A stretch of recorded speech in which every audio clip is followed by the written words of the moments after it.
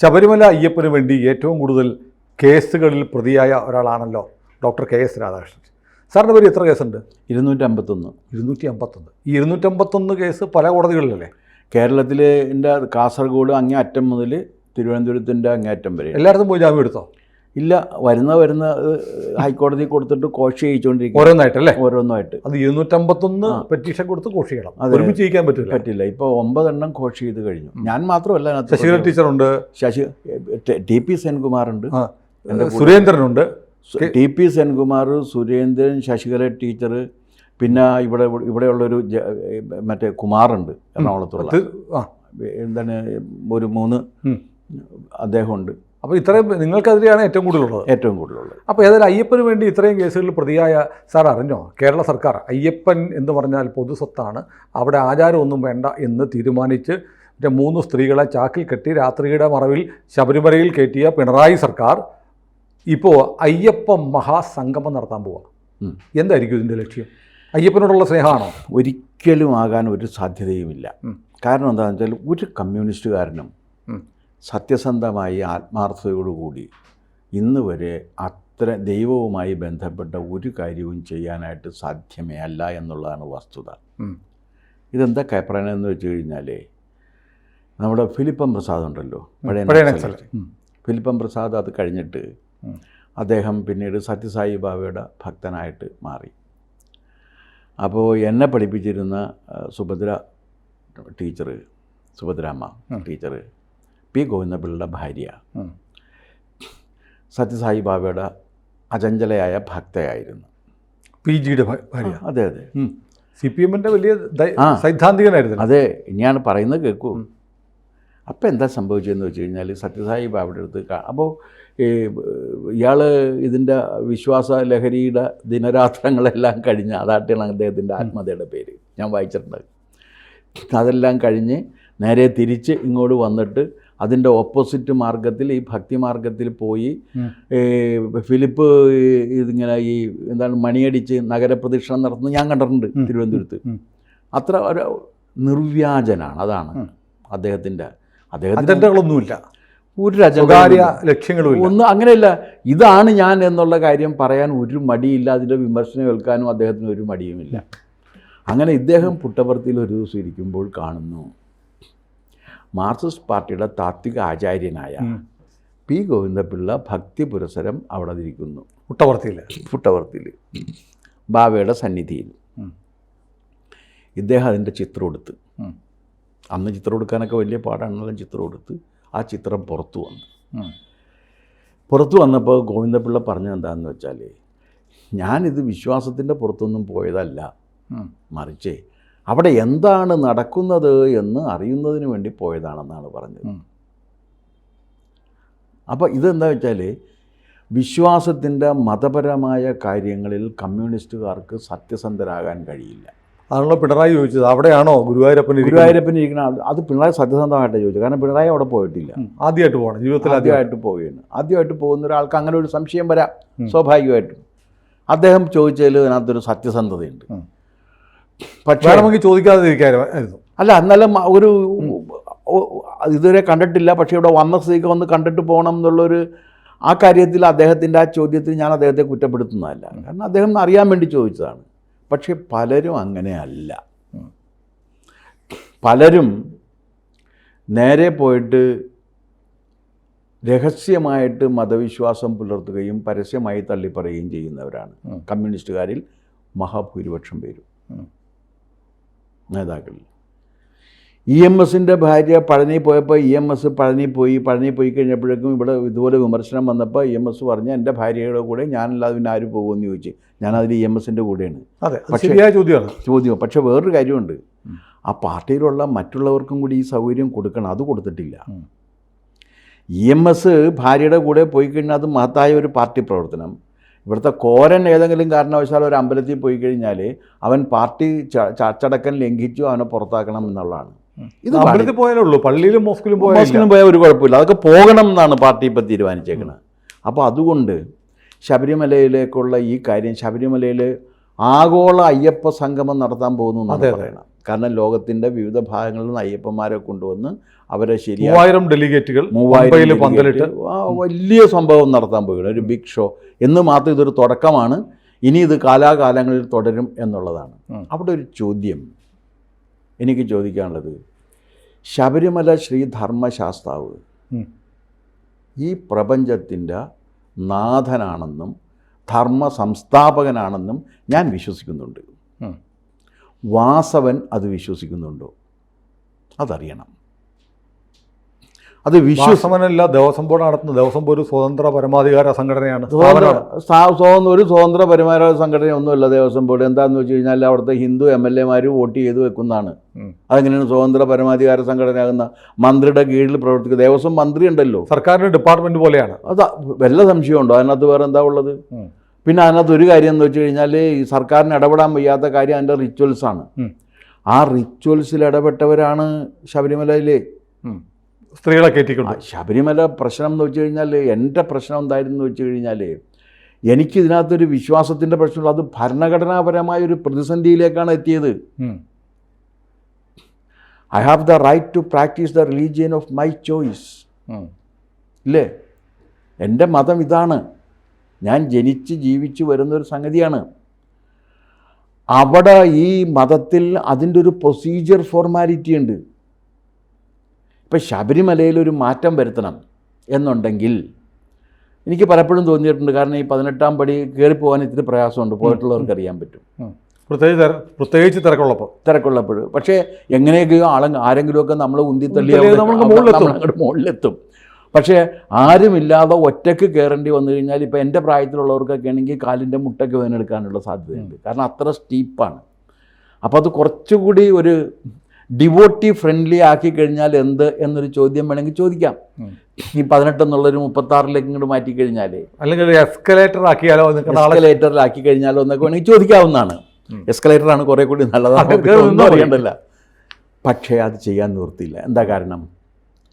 കാരണം ഈ ക്ഷേത്രം നിൽക്കുന്നത് ഇപ്പോൾ 1000 അയ്യപ്പ ക്ഷേത്രങ്ങളുണ്ടെന്ന് വെക്കുക. 1000 അയ്യപ്പ ക്ഷേത്രങ്ങൾ 1000 ക്ഷേത്രങ്ങളാണ്. ഒരു ക്ഷേത്രത്തിൻ്റെ കോപ്പിയല്ല, കാർബൺ കോപ്പിയല്ല അല്ല. ആ സമയത്ത് ഒരു സേക്രഡ് ഹാർട്ട് ചർച്ച് കത്തോലിക്ക വിഭാഗത്തിലുണ്ടെങ്കിൽ ലോകത്തിലെ ഏത് സേക്രഡ് ഹാർട്ട് ചർച്ചും ഐഡൻറ്റിക്കലാണ്. ഇതാണ് വ്യത്യാസം. ഒരു പള്ളിയും ഒരു സെൻറ്റ് ജോസഫ് പള്ളി ഉണ്ടെങ്കിൽ വേറൊരു സെൻറ്റ് ജോസഫ് പള്ളി ഐഡൻറ്റിക്കലാണ്. ഒരു സെൻറ്റ് മേരീസ് പള്ളി ഉണ്ടെങ്കിൽ വേറൊരു സെൻറ്റ് മേരീസ് പള്ളി ഐഡൻറ്റിക്കലാണ്. കാരണം അതെന്താണെന്ന് വെച്ചാൽ അത് അതിൻ്റെ രീതിയിൽ തന്നെ നടത്താൻ പറ്റുള്ളൂ. പക്ഷേ ഇവിടെ എന്താണെന്ന് വെച്ചാൽ അയ്യപ്പൻകാവിലെ അയ്യപ്പ ക്ഷേത്രവും മുളവുകാടുള്ള അയ്യപ്പ ക്ഷേത്രവും രണ്ടാണ്. ആര്യങ്കാവിലെയാണ് അതിലെ വ്യത്യാസമാണ്. കാരണം 1000 അയ്യപ്പ ക്ഷേത്രങ്ങളുണ്ടെങ്കിൽ 1000 അയ്യപ്പ ക്ഷേത്രങ്ങളായിട്ടാണ് നിൽക്കുന്നത്. അപ്പോൾ ഈ ക്ഷേത്രത്തിൻ്റെ ഐഡൻറ്റിറ്റി പ്രവചിക്കുന്നത് എന്ത് വെച്ചിട്ടാണ്? മൂലമന്ത്രം വെച്ചിട്ടാണ്. ഓരോ ക്ഷേത്രത്തിനും ഓരോ മൂലമന്ത്രമുണ്ട് മൂർത്തിയുടെ പ്രതിഷ്ഠയുമായി ബന്ധപ്പെട്ട്. ആ മൂലമന്ത്രമാണ് ആ ക്ഷേത്രത്തിലെ ആചാര അനുഷ്ഠാനങ്ങൾ എങ്ങനെ ആയിരിക്കണമെന്ന് നിർദ്ദേശിച്ചിരിക്കുന്നത്. അപ്പം അതിൽ എപ്പോഴും തുറന്നിട്ടിരിക്കുന്ന അയ്യപ്പ ക്ഷേത്രങ്ങളുണ്ട്, എപ്പോഴും തുറന്നിട്ടുണ്ട്. ആർക്കും പോകാവുന്ന അയ്യപ്പ ക്ഷേത്രങ്ങളുണ്ട്, ഷർട്ട് ഇട്ട് പോകാവുന്ന ക്ഷേത്രങ്ങളുണ്ട്, ഷർട്ട് ഇടാൻ പാടില്ലാത്ത ക്ഷേത്രങ്ങളുണ്ട്. ഇതിൽ ശബരിമല അതിൻ്റെ മൂലമന്ത്രം അനുസരിച്ച് വളരെ പ്രത്യേകതയുള്ള ഒന്നാണ്. അതാണ് അതിൻ്റെ കാരണം. അതിൽ മാറ്റം വരുത്തണമെന്നുണ്ടെങ്കിൽ നടപടിക്രമമുണ്ട്. എന്താ നടപടിക്രമം? ആ നടപടിക്രമം എന്താണെന്ന് വെച്ച് കഴിഞ്ഞാൽ ആദ്യം അതിനെ ദേവപ്രശ്നം വെക്കണം. ദേവപ്രശ്നം തീരുമാനത്തിലെത്താൻ നടപടിക്രമങ്ങളുണ്ട്. തന്ത്രിയുടെ അഭിപ്രായം നോക്കണം, ദേവസ്വം കാര്യകർത്താക്കളുടെ അഭിപ്രായം നോക്കണം. ഇതെല്ലാം നോക്കിയതിന് ശേഷം ഇങ്ങനെ ഒരു മാറ്റം നമുക്ക് നിർദ്ദേശിക്കാൻ പറ്റുമോ ഇല്ലേ എന്നുള്ള കാര്യത്തിന് ഒരു തീരുമാനമെടുക്കുന്നതിന് വേണ്ടിയാണ് ഇത് ചെയ്യുന്നത്. അപ്പോൾ ദേവപ്രശ്നം വെച്ച് കഴിഞ്ഞാൽ ഈ തീരുമാനത്തിന് അനുകൂലമായിട്ട് വ്യാഴം അനുകൂല സ്ഥാനത്ത് നിൽക്കണം, 11-ലെത്തണം. വ്യാഴം 3-ൽ നിൽക്കണമെന്ന് വെക്കും. 3-ലെ വ്യാഴം മുടിഞ്ഞ വ്യാഴമാണ്, മറഞ്ഞ വ്യാഴമാണ്, പ്രതികൂലമാണ്. എൻ്റെ ചോദ്യം എന്താണെന്ന് വെച്ച് കഴിഞ്ഞാൽ സുപ്രീം കോടതിക്ക് ഒരു ഉത്തരവിടാൻ പറ്റുമോ? പോലീസിനോട് പറഞ്ഞിട്ട് DGPയോട് പറയുന്നു ആ 3-ൽ മറഞ്ഞു നിൽക്കുന്ന വ്യാഴത്തെ അറസ്റ്റ് ചെയ്ത് 11-ലെത്തിക്കാൻ പറയാൻ പറ്റുമോ? പറ്റില്ല. ഞാൻ ചിരിക്കാൻ വേണ്ടി പറഞ്ഞതല്ല, പറ്റില്ല. അതെന്താ കാരണം? ആ നടപടിക്രമമുണ്ട്. അങ്ങനെ അത് നടപടിക്രമം വന്ന് ദേവൻ്റെ ഇംഗിതത്തിന് അത് വഴങ്ങും എന്ന് ഇതിൽ തെളിഞ്ഞു കഴിഞ്ഞാൽ അടുത്ത നടപടിക്രമങ്ങളിലൂടെ മാത്രമേ അതിൻ്റെ ആചാരാനുഷ്ഠാനങ്ങളിൽ മാറ്റം വരുത്താൻ കഴിയൂ. ആ ആചാരാനുഷ്ഠാനങ്ങളിൽ ഒരു സർക്കാർ ഏകപക്ഷീയമായി മാറ്റം വരുത്താൻ ശ്രമിക്കുകയും അതിനൊരു കോടതിയുടെ ഉത്തരവുണ്ടാവുകയും ചെയ്ത് ആ കോടതി ഉത്തരവാണ് തെറ്റ്. കാരണം ഇത് റിച്വൽസുമായി ബന്ധപ്പെട്ട കാര്യമാണ്. ആ റിച്വൽസുമായി ബന്ധപ്പെട്ട കാര്യത്തിൽ ഇത് പറയേണ്ട ഒരു ബാധ്യതയും കോടതിക്കില്ല. കോടതിക്കകത്ത് ജൂറിസ്ഡിക്ഷൻ ഇല്ല. കോടതി സമാനമായ മറ്റ് മതങ്ങളുടെ പല കേസുകളിലും ഈ സ്റ്റാൻഡ് എടുത്തിട്ടുണ്ട്. അല്ല, ജൂറിസ്ഡിക്ഷൻ ഇല്ല, അവർക്ക് ജൂറിസ്ഡിക്ഷൻ ഇല്ലാന്ന് പറഞ്ഞിട്ടുണ്ട്. ആ ജൂറിസ്ഡിക്ഷൻ ഇല്ലാത്ത പ്രദേശത്ത് ഇവർ എന്തിനു കടന്നില്ലെന്ന്. അതെ, അത് ആ കേസിന്റെ കാര്യം ഇവിടെ നിൽക്കട്ടെ. അപ്പൊ അതുകൊണ്ട് അന്ന് ഇതിനെതിരെ ഉള്ള ഒരു പ്രവർത്തനങ്ങൾ വേണം. കാരണം അത് ഒരു ശരിയായ രീതിയല്ല. എൻ്റെ മനസ്സിൽ ഇങ്ങനെ ഒരു കുഴപ്പം പിടിച്ച ചോദ്യം ഇങ്ങനെ തികട്ടി വരൂ. സാറ് BJPയുടെ സംസ്ഥാന അധ്യക്ഷനാണല്ലോ. Vice president. സംസ്ഥാന ഉപാധ്യക്ഷൻ. അപ്പൊ അതുകൊണ്ട് തന്നെ ഈ അപ്രിയകരമായ അസുഖകരമായ ഒരു ചോദ്യമാണ് ചോദിക്കുന്നത്. വേണമെങ്കിൽ മറുപടി പറയാതെയും ഇരിക്കാം, ക്യാമറയ്ക്ക് മുന്നിലാണേ. അതായത് അങ്ങയുടെ പാർട്ടി കേരളത്തിൽ പള്ളി പിടിക്കാൻ നടക്കുകയാണ്. ക്രൈസ്തവ സഹോദരങ്ങളുടെ പ്രശ്നങ്ങൾ പരിഹരിക്കാൻ വേണ്ടി അക്ഷീണം എത്തിച്ചുകൊണ്ടിരിക്കുകയാണ്. പക്ഷേ ഹിന്ദുക്കളെ പിടിക്കാൻ പിണറായി സർക്കാരും വാസവനും ദേവസ്വം ബോർഡ് ഒരുങ്ങുകയാണ്. കാണുന്നുണ്ടോ? അല്ല, അങ്ങനെയല്ല. അത് BJPയുടെ ഒരു നയം എന്ന് പറഞ്ഞാൽ എല്ലാ ജനവിഭാഗങ്ങളും BJPയിലേക്ക് വരണം എന്നുള്ളതാണ് BJPയുടെ നയം. ക്രിസ്തുവിനാൽ മാത്രമല്ല, മുസ്ലിങ്ങളും വരണം, എല്ലാ വിഭാഗങ്ങളും വരണം. കാരണം ന്യൂനപക്ഷ ഭൂരിപക്ഷ ഭേദമില്ലാതെ എല്ലാ ജനവിഭാഗങ്ങൾക്കും അവരുടെ സ്വന്തം പാർട്ടി എന്ന നിലക്ക് അവകാശപ്പെടാവുന്ന ഒരു പാർട്ടിയാണ് ഭാരതീയ ജനതാ പാർട്ടി എന്നാണ് പാർട്ടിയുടെ കാഴ്ചപ്പാട്. അപ്പോൾ അതിൽ ഇതിനോട് വേണ്ടത്ര അഭിപ്രായമില്ലാതെ വിപ്രതിപത്തി പുലർത്തുന്ന വിഭാഗങ്ങളോട് കൂടുതൽ അടുക്കുന്നതിന് വേണ്ടി പരിശ്രമിക്കുന്നതിൽ തെറ്റില്ല. പക്ഷേ ഞാൻ പറയും, തമിഴ്നാട്ടിലൊന്നും കാണണം, അണ്ണാമലയും അതിനുശേഷവും മുരുകൻ്റെ വലിയ ലക്ഷങ്ങൾ പങ്കെടുക്കുന്ന മഹാസംഗമം നടത്തി ഹിന്ദു വോട്ടുകളെ ഉറപ്പിക്കാൻ നടക്കുന്നുണ്ട്. ഇവിടെ BJPക്ക് കിട്ടുന്ന ഹിന്ദു വോട്ടുകളെ CPM കൊണ്ടുപോകാൻ പോവുക അയ്യപ്പൻ്റെ പേരിൽ. അല്ല, അയ്യപ്പൻ്റെ ഒരു പ്രശ്നം വന്നു കഴിഞ്ഞാൽ, അത്തരം ഒരു അയ്യപ്പ സംഗമം നടന്നു കഴിഞ്ഞാൽ അതിൽ ആ ഒരേ സംഗമം കൊണ്ട് മാത്രം CPMലേക്ക് ഹിന്ദുക്കൾ ഒഴുകിപ്പോയി വോട്ട് ചെയ്യുമെന്ന് ഞാൻ ഈ ഘട്ടത്തിൽ കരുതുന്നില്ല. വിശ്വസിക്കണ്ട. പക്ഷേ ഒരു ഹിന്ദു സമൂഹം ഒരു കൈ നീട്ടുകയാണ് CPM. അല്ല, തീർച്ചയായിട്ടും.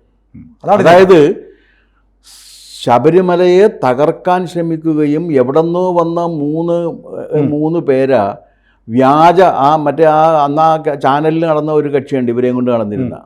ആലിപ്പുഴം വേറെ ഏതൊരു ചാനലുണ്ട്, അയാളുടെയൊക്കെ നേതൃത്വത്തിൽ ഇവരെ എത്തിക്കാൻ വേണ്ടി ശ്രമിക്കുകയും അതിനെ തടയുന്നതിന് വേണ്ടിയുള്ള ശ്രമവുമായിട്ട് സുരേന്ദ്രൻ അവിടെ പോവുകയും സുരേന്ദ്രൻ അറസ്റ്റ് ചെയ്യപ്പെടുകയും തല്ലുകൊള്ളപ്പെട്ടതൊക്കെ നിങ്ങൾക്കറിയാവുന്നതാണ്.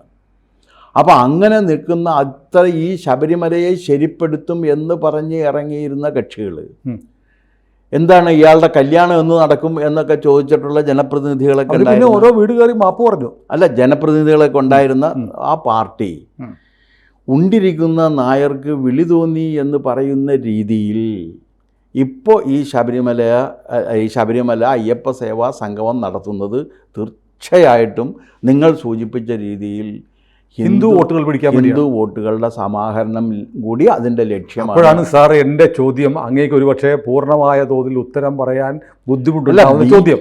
പക്ഷേ എന്തുകൊണ്ടാണ് ഹിന്ദു വോട്ട് ബാങ്ക് ഇപ്പോൾ BJPക്കുണ്ട്, അതിനെ കേറ്റർ ചെയ്യാനും നിലനിർത്താനും നിങ്ങൾ ഒരു പരിപാടി ആവിഷ്കരിക്കാത്ത? വേറൊരു കാര്യമില്ലേ സാർ, 251 ഞാൻ ജീവിതത്തിൽ കാണാത്ത സ്ഥലങ്ങളിൽ ജീവിതത്തിൽ ഉദുമ എന്ന് പറഞ്ഞ സ്ഥലത്ത് ഞാൻ ഇന്നുവരെ പോയിട്ടില്ല. പോകാൻ അവസരം ഉണ്ടായില്ലേ? അല്ല, അവിടെ അടക്കം ഒരേ സമയത്ത് 3 പോലീസ് സ്റ്റേഷൻ ഞങ്ങൾ സെൻകുമാറും ഞാനും കൂടി പോയി ആക്രമിച്ചു എന്നാണ് കേസ്. ചെറിയ കേസല്ല. ആ കേസുകളിൽ ഒരെണ്ണം പോലും പിൻവലിക്കാൻ സർക്കാർ തയ്യാറായിട്ടില്ല. ഒരു ഹിന്ദു സംഘടനയെ ആവശ്യപ്പെട്ടിട്ടുമില്ല. അല്ല, ആവശ്യപ്പെട്ടിട്ടുണ്ട്, സമരവും നടത്തിയിട്ടില്ല. സമരം നടത്തുക എന്ന് പറഞ്ഞാൽ എന്ത് സമരം നടത്തണം, എങ്ങനെ സമരം നടത്തണം? കേസ് വന്ന് 251 കേസ് പോയി ഹൈക്കോടതി പോയി കോഷ് ചെയ്യിക്കുക. ഹൈക്കോടതി പോയി കേസ് കോഷ് ചെയ്യുക. കാരണം അവിടെ പോയിട്ടില്ലല്ലോ, പോയാലല്ലേ പറ്റുള്ളൂ. അതെ, ആ സ്ഥലത്ത് നമ്മൾ പോയിട്ടേ ഇല്ല. അതും തന്നെയല്ല, ഒരേ സമയത്ത് 3 പോലീസ് സ്റ്റേഷനൊക്കെ ആക്രമിക്കത്തക്ക വിധത്തിലുള്ള ഒരു കഴിവ് എനിക്കില്ലല്ലോ. കുമ്പിടി ഇവിടെ കുമ്പിടി ഡബിളാ രീതിയിൽ ത്രിബിളാണ്. അതും DGP ആയിരുന്ന സെൻകുമാറും. ഒരു ആലോചിച്ച് നോക്ക്, ആ രീതിയിൽ അന്ന് ഹിന്ദുക്കളെ ഇൻസൾട്ട് ചെയ്തുകൊണ്ട് മുസ്ലിം ജനവിഭാഗത്തിൻ്റെ വോട്ട് സംഘടിപ്പിക്കുന്നതിന് വേണ്ടി പരിശ്രമിച്ച CPM അതിന് അവരുടെ താത്വികമായിട്ടോ അല്ലെങ്കിൽ അവരുടെ വിശ്വാസപരമായിട്ടോ ഒരു മാറ്റവും സംഭവിക്കാത്ത സന്ദർഭത്തിൽ ഈ ഇതിനെ എന്താണ് ഈ അയ്യപ്പ മഹാസംഗമം സംഘടിപ്പിക്കുന്നതിൻ്റെ ഉദ്ദേശശുദ്ധിയെ ചോദ്യം ചെയ്യപ്പെടും. ഉദ്ദേശശുദ്ധി വളരെ ക്ലിയറാണ്. നമ്മൾ പറഞ്ഞത് തന്നെയാണ്, ഞങ്ങൾ ഹിന്ദുക്കൾക്ക് അനുകൂലം അയ്യപ്പൻ്റെ പേരിൽ മുറിവേറ്റോ അവരെ സമാശ്വസിപ്പിക്കാൻ ഭവന സന്ദർശനം നടത്തിയ പാർട്ടി അയ്യപ്പൻ്റെ മഹത്വം ലോകം മുഴുവൻ അല്ല, അവരെ സമാശ്വസിപ്പിക്കാൻ ഭവന സന്ദർശനം നടത്തിയ സമയത്തും ഈ അതിൻ്റെ യാതൊന്നും ചെയ്യാതെ അയ്യപ്പന് വേണ്ടി സംസാരിച്ചതിൻ്റെ പേരിൽ കേസ് കൊടുക്കുന്നില്ല. അത് ചെയ്യൊന്നുമില്ല. അത് നിങ്ങൾ കോടതി പോയി വേണമെന്ന് അതല്ല, ഞങ്ങൾ അത് ചെയ്യാതിരിക്കുന്ന ഇരട്ടത്താപ്പാണല്ലോ. ആയിക്കോട്ടെ, പക്ഷേ ഞങ്ങൾ എന്ത് ചെയ്യും? അയ്യപ്പൻ്റെ പേര് ലോകം മുഴുവൻ പ്രഘോഷിക്കാൻ വേണ്ടി അഖില ലോക അയ്യപ്പ മഹാസമ്മേളനം നടത്തും. അപ്പോഴും സാർ, ഞാൻ ചോദിക്കുന്നത്, തമിഴ്നാട്ടിൽ പോലും മുരുകൻ എന്ന് പറയുന്ന ബിംബത്തെ മുന്നിൽ നിർത്തി ഹിന്ദു വോട്ടുകളെ ഉറപ്പിച്ച് നിർത്താൻ വേണ്ടി BJP എടുക്കുന്ന പണി എന്തുകൊണ്ട് കേരളത്തിലെ നിങ്ങളുടെ പാർട്ടി കാണുന്നില്ല സാർ? അല്ല, അങ്ങനെയല്ല. ഹിന്ദു വോട്ട് ഞങ്ങളല്ലേ അയ്യപ്പ സേവ ഇതിൻ്റെ പേരിൽ ചെയ്യുകയും ഞങ്ങളുടെ ഇപ്പോൾ സുരേന്ദ്രൻ ഞങ്ങളുടെ പഴയ ഇത് സ്റ്റേറ്റ് പ്രസിഡൻറ്റ്, ഞാനതിൻ്റെ വൈസ് പ്രസിഡൻറ്റ്, അത് ഞാനടക്കം ഉള്ളവരെല്ലാം കേസിൽ പ്രതികളായിട്ടിരിക്കുകയല്ലേ ഇപ്പോഴും. അത് നിങ്ങളുടെ സ്വകാര്യ വിഷയമാണ്. സ്വകാര്യ വിഷയമല്ല. ഞാനങ്ങനെ നിങ്ങൾ മാത്രമേ അനുഭവിക്കുന്നുള്ളൂ. കേരളത്തിലെ പൊതുസമൂഹം ഹിന്ദു സമൂഹം ഒന്നും അല്ല. TP സെൻകുമാറിന്, K സുരേന്ദ്രന്, കുമാർ അല്ലേ, കുമാർ, ഡോക്ടർ KR രാധാകൃഷ്ണൻ ഇവരൊക്കെ കേസിൽ പ്രതികളാണല്ലോ എന്ന് ഓർത്ത് ആരും ഖേദിക്കുന്നൊന്നുമില്ല സാർ. അതുകൊണ്ട് ഞാൻ പറയുന്നത് BJPയുടെ സംസ്ഥാന ഉപാധ്യക്ഷനോട് എനിക്കൊരു അപേക്ഷ, ഞങ്ങളെങ്ങനെ ആരും ഖേദിക്കുന്നില്ല എന്നൊക്കെ പറഞ്ഞ് കുറെ പേരൊക്കെ ഖേദിക്കുന്നുണ്ട് സാർ, ഇല്ല എന്ന് പറയരുത്. ശരി, അല്ല, എന്നെ കാണുന്ന സമയത്ത് സാറേ ആ കേസൊക്കെ എന്തായി എന്ന് വളരെ എന്താ പറയണ സ്നേഹത്തോടു കൂടി ധാരാളം പേര് എനിക്കും സങ്കടം. കാരണം എന്ന് വെച്ചാൽ ഇത് ഒരു കാര്യവുമില്ലാതെ ശബരിമല ധർമ്മശാസ്താവ് അത് എന്തുകൊണ്ടാണെന്ന് വെച്ച് കഴിഞ്ഞാൽ ലോകത്തിങ്ങനെ ഒരു ക്ഷേത്രമില്ല. അതൊക്കെ സമ്മതിച്ചു സാർ. എന്താ കാര്യമെന്നറിയാമോ? പുറത്തിരിക്കുന്നവനും അകത്തിരിക്കുന്നവനും അയ്യപ്പനാകുന്ന വേറൊരു സ്ഥലം പറഞ്ഞു തരൂ. ഭഗവാനും ഭക്തനും അയ്യപ്പനാണ്. അയ്യപ്പനെ വണങ്ങിയാണ്. അതെ. അതാണ് തത്വമസി.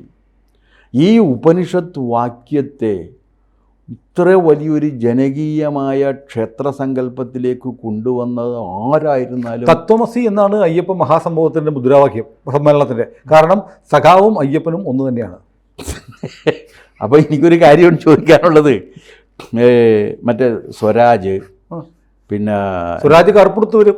അല്ല, സ്വരാജ്, ഗോവിന്ദൻ മാഷ്, പിന്നെ നമ്മുടെ ഈ ഇവിടുത്തെ നമ്മുടെ രാജീവ് ഇവരൊക്കെ നാളെ കറുപ്പെടുത്തതിന് ശേഷം ഇരുമുടി കെട്ടുമായിട്ട് ലോകത്തിൻ്റെ നാനാഭാഗങ്ങളിൽ അയ്യപ്പൻ്റെ മഹത്വം പ്രഘോഷിക്കുന്നതിന് വേണ്ടി പോകുമെന്നാണോ സുനിൽ പറയുന്നത്? അത്രത്തോളം വേണ്ട. എന്നാൽ പോലും അയ്യപ്പനെ പാർട്ടി ഏറ്റെടുക്കുകയാണ് സാർ. അത് പറയാതെ വയ്യ.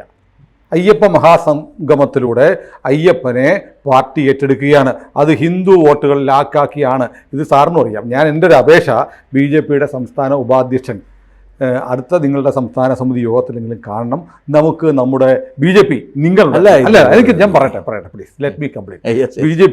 കേരളത്തിലെ ഹിന്ദു വോട്ട് ബാങ്കിൻ്റെ സിംഹഭാഗം പറ്റുന്നൊരു പാർട്ടിയാണ്.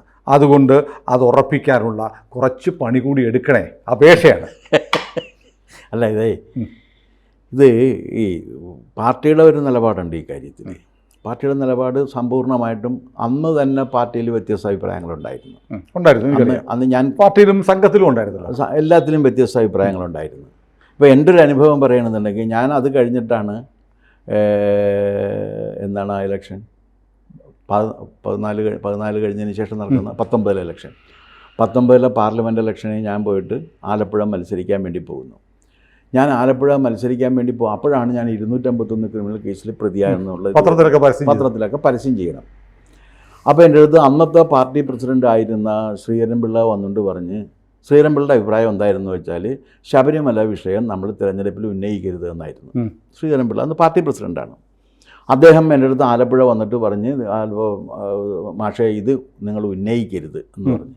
അപ്പോൾ ഞാൻ പറഞ്ഞ്, ശ്രീധരൻപിള്ള അത് നടക്കില്ല, കാരണം 251 ക്രിമിനൽ കേസിൽ പ്രതിയായിരിക്കുന്ന ഒരാളോട് എനിക്ക് വോട്ടർമാരോട് പറയണ്ടേ ഞാൻ ഇത്ര കേസിൽ പ്രതിയാണ്, ഞാൻ ഇത്രയും കേസിൽ പ്രതിയായത് ഞാൻ ഇത് ഭവനവേദനം നടത്തിയിട്ടോ കൊലപാതകം നടത്തിയിട്ടോ ബലാത്സംഗം നടത്തിയിട്ടോ അല്ല, ശബരിമല അയ്യപ്പൻ്റെ പേരിൽ നടന്ന ഒരു പ്രക്ഷോഭത്തിലല്ല, അതിൽ ഒരു അനീതിയുണ്ട് എന്നുള്ള കാര്യം പത്രസമ്മേളനം നടത്തി പ്രചരിപ്പിക്കുകയും എഴുതുകയും പറയുകയും ചെയ്തതിൻ്റെ പേരിലാണെന്ന് എനിക്ക് എൻ്റെ വോട്ടർമാരോട് പറയേണ്ടി വരും. അതുകൊണ്ട് ഞാൻ ഇത് തെരഞ്ഞെടുപ്പിൽ പറയാതിരിക്കാൻ എനിക്ക് ആകില്ല എന്ന് അദ്ദേഹത്തോട് പറയേണ്ടതുണ്ടായിരുന്നു. അപ്പോൾ ആ ശബരിമല കാര്യത്തിൽ അന്ന് വ്യത്യസ്ത അഭിപ്രായങ്ങൾ പാർട്ടിയിലുണ്ടായിരുന്നു. അതിൽ ശ്രീധരൻപിള്ള അന്നത്തെ പാർട്ടി പ്രസിഡൻറ്റിനെ ഇത് തെരഞ്ഞെടുപ്പ് വിഷയം ആക്കരുത് എന്നുള്ള അഭിപ്രായമായിരുന്നു. പക്ഷേ എനിക്കിത് ആക്കാതിരിക്കാൻ പറ്റില്ലായിരുന്നു, സുരേന്ദ്രന് ഇത് ആക്കാതിരിക്കാൻ പറ്റില്ലായിരുന്നു. കാരണം ഞങ്ങൾ ഈ കേസിലെ പ്രതികളല്ലേ. അതെ അതെ, കേസിലെ പ്രതികളായിരിക്കുന്ന ഞങ്ങൾക്ക് ജനങ്ങളോട് പറയണ്ടേ, ഞങ്ങൾ കേസിൽ ഭവനവേദനം നടത്തിയിട്ടോ ബലാത്സംഗം ചെയ്തിട്ടോ കൊള്ള നടത്തിയിട്ടോ അല്ല, ശബരിമല ധർമ്മശാസ്താവിൻ്റെ ആചാര അനുഷ്ഠാന വിശുദ്ധി കാത്തു സൂക്ഷിക്കണം എന്ന് പറഞ്ഞതിൻ്റെ പേരിലാണ് എന്നുള്ള കാര്യം പറയണ്ടേ. അപ്പോൾ അതുകൊണ്ട് അപ്പോൾ പാർട്ടിയിൽ അന്ന് വ്യത്യസ്ത അഭിപ്രായം വരുന്നുണ്ടായിരുന്നത്, തെരഞ്ഞെടുപ്പ് സമയത്തും വ്യത്യസ്ത അഭിപ്രായമാണ് ഉണ്ടായിരുന്നത്. പക്ഷേ ഇതിൽ വരുന്ന സമയത്ത് ഇപ്പോഴെന്താണെന്ന് വെച്ച് കഴിഞ്ഞാൽ ആ കാര്യത്തിലൊക്കെ പാർട്ടിക്ക് ഏകാഭിപ്രായമുണ്ട്. കാരണം ശബരിമല വിഷയത്തിൽ CPM എടുത്ത നിലപാട് സമ്പൂർണ്ണമായും തെറ്റാണ് എന്നൊരു വിശ്വാസമാണ് ഇപ്പോൾ പാർട്ടിയുടെ നിലപാട്.